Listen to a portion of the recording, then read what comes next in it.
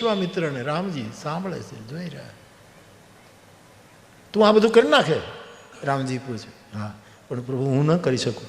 તવ પ્રતાપ, તમારા પ્રતાપ અને તમારા બળથી. કૃષ્ણએ ગીતામાં કહ્યું બળવાનોનું બળ હું છું. ખોટી બડાઈ શું કરે? તેજસ્વીનું તેજ હું છું.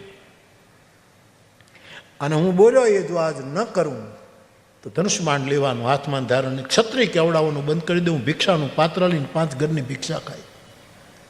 બાકી મહારાજ, કાં તો પ્રભુ આપ ઊભા થાવ અને કાં તો મને, અને ધનુષને લઈ અને હું તોડીશ નહીં, એક હાથે પકડું, આમ એક ખભા ઉપર નહીં લઉં, આમ એક હાથ આમ જ પકડી, આમ જ લઈ લો.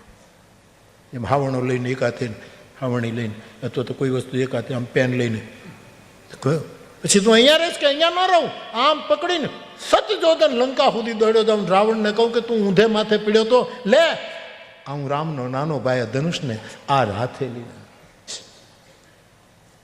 ભગવાનને બહુ ગમ્યું, લક્ષ્મણને સંકેત કર્યો.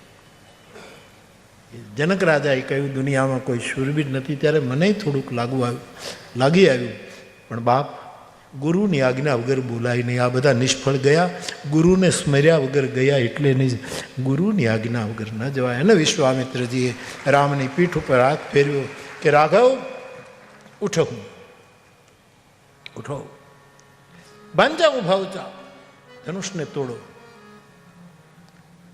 તમારો હાથ અડે એની મુક્તિ થવી જોઈએ. અને તોડશો નહીં, તોડી કોઈ રાજા એને દોરી બાંધીને બંધનમાં નાખશે, એને બંધનમાંથી મુક્ત માટે ઉઠો. જનક રાજા